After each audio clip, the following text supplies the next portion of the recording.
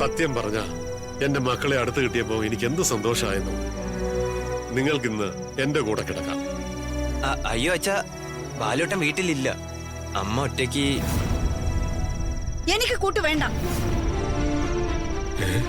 ഇവൾ ചത്തില്ലേ? അമ്മ. അമ്മയോ? ആര്? ഞാനോ?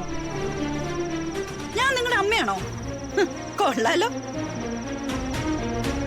എന്തായാലും എനിക്ക് സന്തോഷായി. എന്റെ അടുത്തേക്ക് സുധ വന്നല്ലോ. സുധ വരില്ല. വീടിന്റെ അടുക്കളയിൽ അങ്ങ് തീരുമെന്ന് ആരെങ്കിലും വിചാരിച്ചിട്ടുണ്ടെങ്കിൽ അത് തെറ്റി.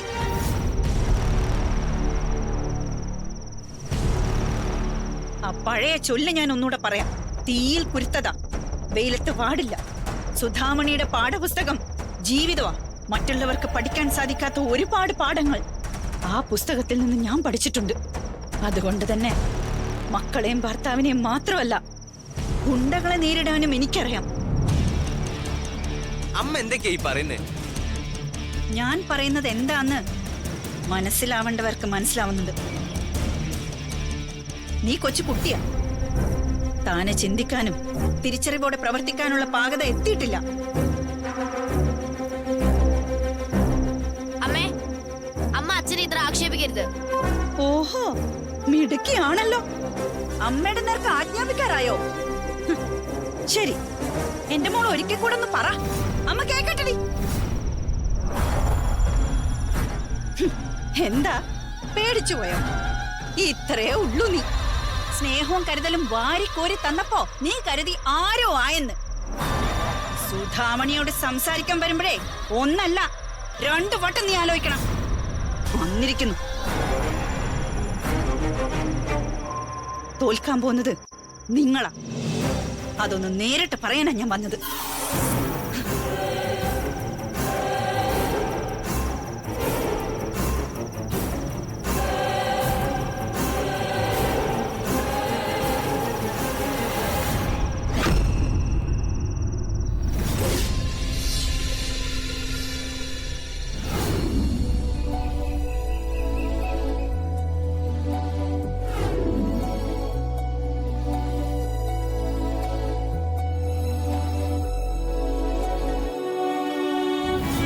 എന്താടോ മൂന്നാർ ക്യാമ്പിന് താൻ ഇല്ലെന്നോ? അതെന്താ? കാര്യങ്ങളെല്ലാം ഫൈനലൈസ് ചെയ്ത് കഴിഞ്ഞില്ലേ? രജിസ്ട്രേഷൻ പൂർത്തിയായി. എല്ലാ ജില്ലകളിലായിട്ട് 36 പേര് പങ്കെടുക്കുന്നുണ്ട്. അവരുടെ ഫുഡ്, അക്കോമഡേഷൻ ഒക്കെ ഏർപ്പാടാക്കി. ഈ സമയത്ത് താൻ വരില്ലെന്ന് പറഞ്ഞ? താനല്ലേ കോർഡിനേറ്റർ? കോർഡിനേറ്റർ ഇല്ലാതെ ക്യാമ്പ് എങ്ങനെ നടത്തും? ഒരു കാര്യം ചെയ്യാം, ഒക്കെ സ്റ്റോപ്പ് ചെയ്യാം. ക്യാമ്പ് പിരിച്ചിട്ടെന്ന് എല്ലാരും അറിയിക്കാം. അയ്യോ ആദർശേട്ടാ, അത് വേണ്ട. ക്യാമ്പ് പിരിച്ചുവിടണ്ട. ഞാനില്ലെങ്കിൽ എന്താ, ഏട്ടനും വരതയൊക്കെ ഇല്ലേ? ക്യാമ്പിനെ കുറിച്ച് ഒരുപാട് സ്വപ്നം കണ്ട് സന്തോഷിച്ചിരുന്നതാ. പക്ഷെ ഇപ്പൊ എന്ത് സംഭവിച്ചു? താൻ അത് മാത്രം പറയുന്നില്ലല്ലോ. കാര്യം എന്താ? എന്താടോ കാര്യം? ഓക്കെ മീനാക്ഷി, ഞാൻ കരുതി മീനാക്ഷിക്ക് എന്നോട് നല്ല ഫ്രണ്ട്ഷിപ്പ് ആയിരിക്കുന്നു, അങ്ങനെ ചോദിച്ചതാ. സോറി മീനാക്ഷി, പറയണ്ട. നമ്മുടെ അസോസിയേഷനിലെ എല്ലാ മെമ്പേഴ്സിനെയും ഞാൻ എൻ്റെ സ്വന്തം ആൾക്കാരെ പോലെ കണ്ടത്. അതിൻ്റെ ഒരു ഫ്രീഡം കൊണ്ട് ചോദിച്ചത്. സോറി മീനാക്ഷി. അയ്യോ ചേട്ടാ, അങ്ങനെ പറയരുത്. ഞാൻ ജീവിതത്തിൽ ഏറ്റവും കൂടുതൽ സന്തോഷിക്കുന്ന ആദർശേട്ടനോട് സംസാരിക്കുമ്പോഴാ. ചേട്ടന്റെ പേഴ്സണാലിറ്റി, റോയൽറ്റി, റെസ്പെക്റ്റീവ് ഒക്കെ എന്നെ എന്തുമാത്രം ഇൻഫ്ലുവൻസ് ചെയ്തിട്ടുണ്ടെന്ന് അറിയോ? ഞാൻ പറഞ്ഞില്ലേ, ആദർശേട്ടനോട് എവിടെ വരാനും എനിക്ക് ധൈര്യ. പിന്നെന്താ താൻ പിന്മാറുന്നേ? ആകെ വിഷമിച്ച് വല്ലാതിരിക്കുന്ന എന്താ? താൻ പറ. വീട്ടിലാകെ പ്രശ്നം ആദർശേട്ടാ. ആഗ്രഹിച്ച പോലെയൊക്കെ കാര്യങ്ങൾ സംഭവിക്കാണല്ലോ. ഇവളുടെ വീട്ടിൽ എത്ര കൂടുതൽ പ്രശ്നങ്ങൾ ഉണ്ടാകുന്നു അത്രയും കൂടുതൽ ഇവളെന്നോട് അടുക്കും. പിന്നെ ഞാൻ വിചാരിച്ച കാര്യങ്ങൾ എളുപ്പത്തിൽ നടക്കും. ആദർശേട്ടൻ എന്താ ആലോചിക്കുന്നേ?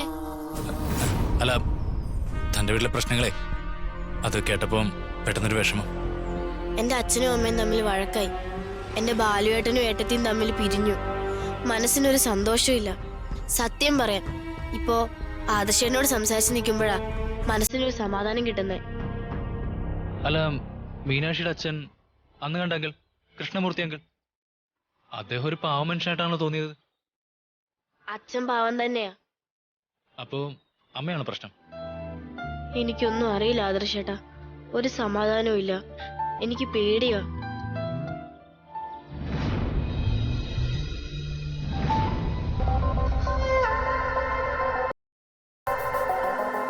ഒട്ടും പേടിക്കണ്ട മീനാക്ഷി, ഒട്ടും പേടിക്കണ്ട.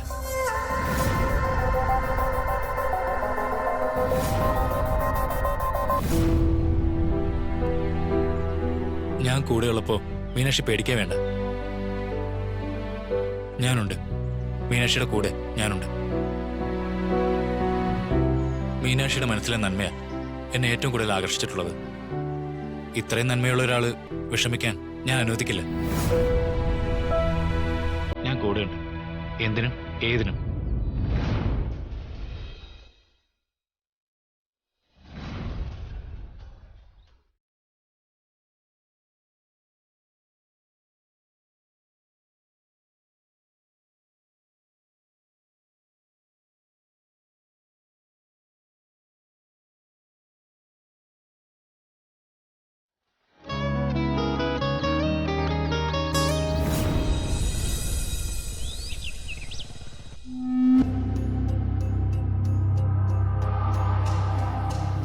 ആ ചേട്ടാ, എങ്ങോട്ട് പോവുക? ഒന്നുമില്ല, ഒന്ന് കാറ്റുകൊള്ളാന്ന് വിചാരിച്ച്. ആ ശരി ചേട്ടാ.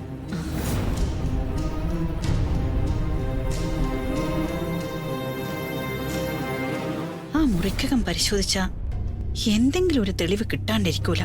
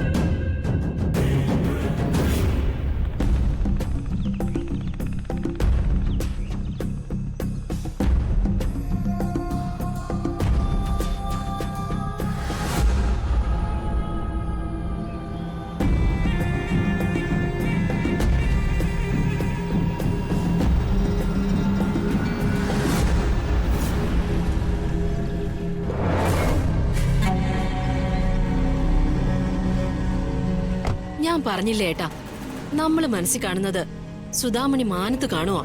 ഗുണ്ടകൾ അവിടെ എത്തുമെന്ന് അവൾ മുൻകൂട്ടി കണ്ടിരുന്നുവെങ്കിൽ അതിനർത്ഥം പല കാര്യങ്ങളും അവൾ ഊഹിച്ചു കഴിഞ്ഞിരിക്കുന്നു അല്ലേ? അവൾ എന്ത് വേണേ ഊഹിച്ചോട്ടെ, എത്ര വേണേ ഊഹിച്ചോട്ടെ. പ്ലാൻ ചെയ്യുന്ന രീതിയിൽ കാര്യങ്ങൾ നടത്തിയെടുക്കാൻ ഈ കൃഷ്ണമൂർത്തിക്ക് അറിയാം.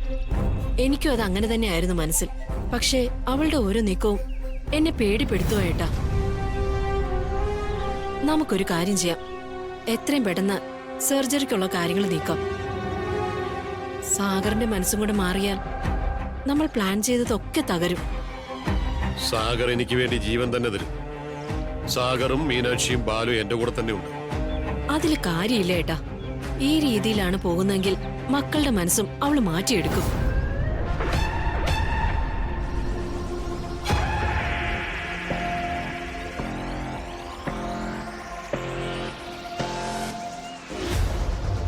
ഭാഗ്യത്തിന് നമ്മുടെ ബിസിനസിനെ കുറിച്ചൊന്നും അവൾ അറിഞ്ഞിട്ടില്ല. അതിനു മുമ്പ് ഡിവോഴ്സ് വാങ്ങണം. നമ്മുടെ ആസ്തികളെ കുറിച്ച് അവൾ അറിഞ്ഞാൽ അതിന് അവകാശം ചോദിച്ചാൽ തീർന്നില്ലേ ഏട്ടാ. സർജറിക്ക് വേണ്ടിയുള്ള കാര്യങ്ങൾ എത്രയും പെട്ടെന്ന് ചെയ്യാം. ദിനേശ് ഡോക്ടറെ വിളിച്ച് ഞാൻ കാര്യങ്ങൾ ഏർപ്പാടാക്കാം. ഏട്ടൻ ബുദ്ധിപരമായിട്ട് സാഗറിനെ അവിടെ എത്തിച്ചാൽ മതി.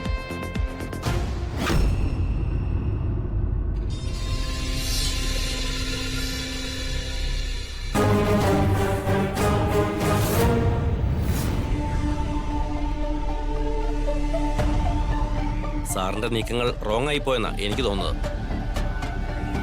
അതെന്താ തനിക്ക് അങ്ങനെ തോന്നാൻ? അല്ല, ബാലുവുമായി പിണങ്ങി അപർണ അവളുടെ വീട്ടിൽ പോയി. ചിലപ്പോ ഇങ്ങോട്ട് ഓഫീസിലും വരില്ലായിരിക്കും. ഞാൻ പറയുന്നത് അപർണ ഓഫീസിൽ വരുമെന്നാ. ഇന്ന് തന്നെ വരും. വെറ്റുണ്ടോ? ബെറ്റ് 5000 രൂപ. ഡൺ.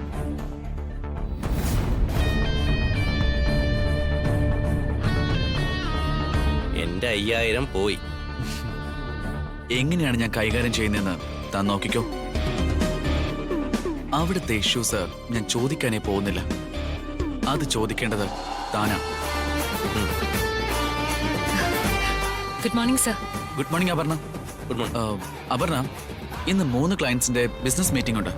അതുപോലെ ഇന്നലെ ഡിസ്കസ് ചെയ്ത പ്രോജക്ടിന്റെ റിപ്പോർട്ട് അയക്കണം. ശരി സർ. അപർണ ഓക്കെ ആണല്ലോ? ഓക്കെയാണ് സർ. ശരി. അപർണ, എന്താ പ്രമോദ്? ഞാനൊരു വാർത്ത അറിഞ്ഞു.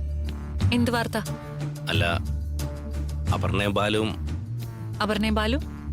അല്ല, അപർണയുടെ വീട്ടിൽ പോയെന്ന്. ബാലുവിന്റെ വീട്ടിൽ നിന്ന് മാറിയെന്ന്. അതിന്? അല്ല, എന്തെങ്കിലും ഇഷ്യൂസ്, അങ്ങനെ എന്തെങ്കിലും? അതറിഞ്ഞിട്ട് നിങ്ങൾക്ക് എന്ത് വേണം? ഞാൻ ചിലപ്പോ വീട്ടിൽ നിന്നോ നാട്ടിൽ നിന്നോ ഒക്കെ മാറും. അതിന് നിങ്ങൾക്കെന്താ? ഇതേ ഓഫീസാ, വീട്ടുകാരിയൊക്കെ പുറത്ത്. മനസ്സിലായോ? സോറി അപർണ. ഇനി മേലാൽ എന്റെ പേഴ്സണൽ കാര്യങ്ങൾ അന്വേഷിക്കാൻ വരരുത്.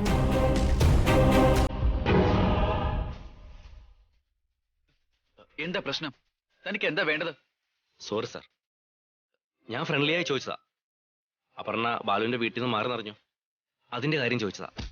മറ്റുള്ളവരുടെ കാര്യത്തിൽ അനാവശ്യമായിട്ട് ഇടപെട്ട താൻ ഈ ഓഫീസിൽ നിന്ന് പുറത്താ. അത് ഓർമ്മ വേണം. Sorry sir. Sorry Aparna. Thanks.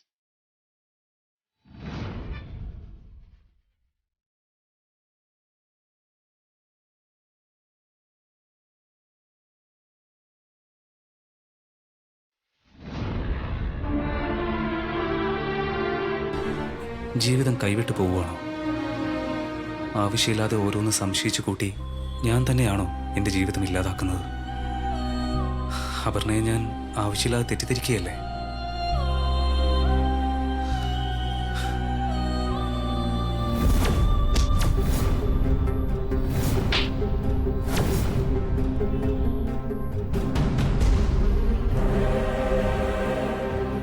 ഒക്കെ എൻ്റെ മനസ്സിൻ്റെ കുഴപ്പമാണ്. അതുകൊണ്ട് തന്നെയാ അപ്പു പോയതും. അപ്പുവിനെ തിരികെ ജീവിതത്തിലേക്ക് കൊണ്ടുവരണം. അതിനാദ്യം വേണ്ടത് ആ ഓഫീസിൽ നിന്ന് രാജിവെക്കുകയാണ്. ആ ഓഫീസിൽ ജോലി ചെയ്യുന്ന കാലത്തോളം മനസ്സിൽ ആവശ്യമില്ലാത്ത ആ ചിന്തകൾ വരും. ഇന്ന് തന്നെ രാജിക്കത്ത് കൊടുക്കാം. എന്നിട്ട് അപ്പുവിനെ അവളുടെ വീട്ടിൽ ചെന്ന് വിളിച്ചുകൊണ്ടുവരാം.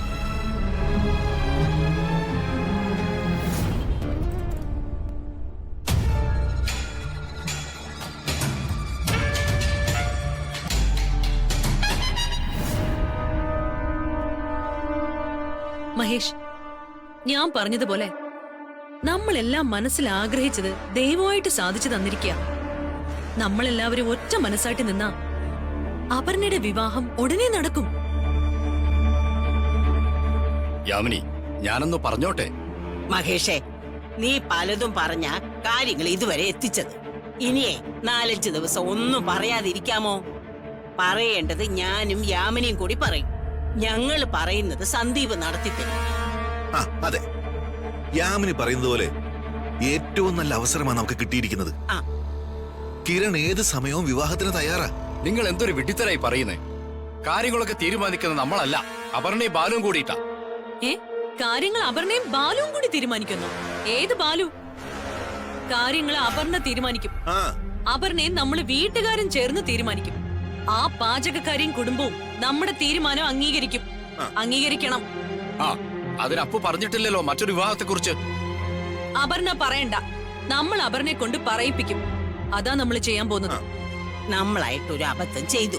ആ നശിച്ച കോളനിയിലേക്ക് മോളെ പറഞ്ഞു വിട്ടു. എന്തായാലും ചെയ്ത തെറ്റ് തിരുത്താൻ കിട്ടിയ സന്ദർഭമാ ഇത്. അതെ അളിയ, നമ്മൾ എത്രയും പെട്ടെന്ന് ഡിവോഴ്സ് നോട്ടീസ് അയക്കണം. ഞാൻ വീണ്ടും പറയാ, അത് അപർണ തീരുമാനിക്കട്ടെ. അതുമല്ല, ഡിവോഴ്സ് നോട്ടീസ് അയച്ച അടുത്ത ദിവസമൊന്നും ഡിവോഴ്സ് കിട്ടില്ല. ശ്ശേ, അതിന് അതിന്റേതായ ഒരു സമയക്രമമുണ്ട്. മാസങ്ങളും വർഷങ്ങളും എടുക്കും. പരസ്പരം സമ്മതിച്ചിട്ടുള്ള വിവാഹമോചനമാണെങ്കിൽ പെട്ടെന്ന് കിട്ടും. ആ അതിന് ബാലു സമ്മതിക്കുന്നില്ലെങ്കിലോ? ബാല് സമ്മതിക്കുന്നില്ലെങ്കിലേ സമ്മതിപ്പിക്കും. ആ. സമ്മതിപ്പിക്കാനേ വേറെ മാർഗങ്ങളുണ്ട്. അതെ അതെ. എന്ന് വെച്ചാ നല്ല ഇടി കൊടുക്കുമെന്ന്.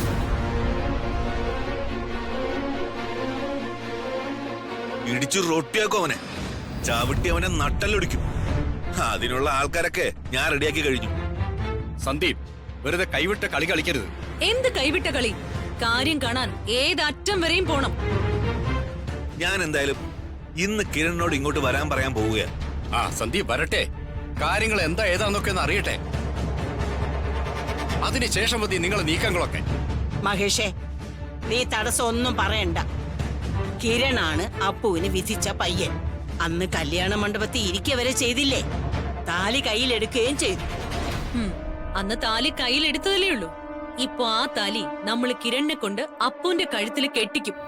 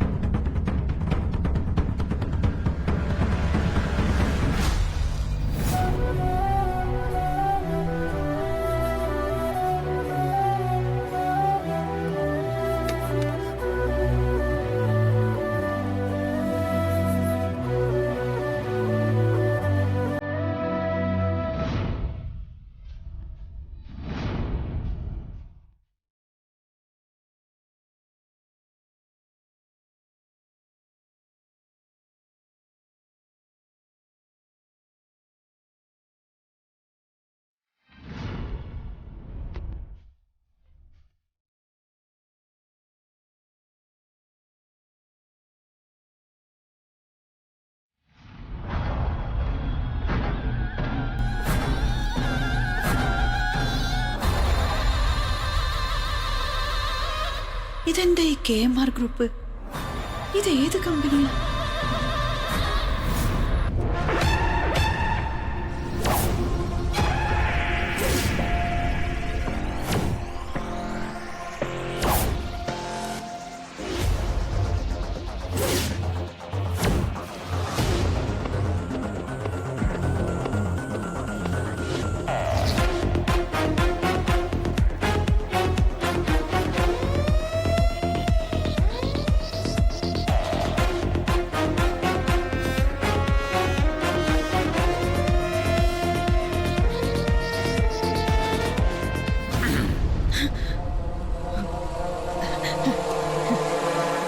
എന്താ സുധാമണി? ഇവിടെ ഇങ്ങനെ ഫയലൊക്കെ ഇരിക്കുന്നത് കണ്ടു. ഞാൻ വെറുതെ. അതിനെന്താ സുധ ഇങ്ങനെ പേടിക്കുന്നേ? എന്റെ കാര്യങ്ങളെല്ലാം സുധയുടെ കൂടെ കാര്യങ്ങളല്ലേ, അതിനെന്തിനാ ടെൻഷൻ ആവുന്നത്? ഇത് കണ്ടപ്പോ ഏതോ കമ്പനിയുടെ ഫയലാന്ന് തോന്നി. തോന്നിയോ? അതെ. എന്നാലേ ഇത് കമ്പനിയെ സംബന്ധിച്ചുള്ള ഫയൽ തന്നെയാ.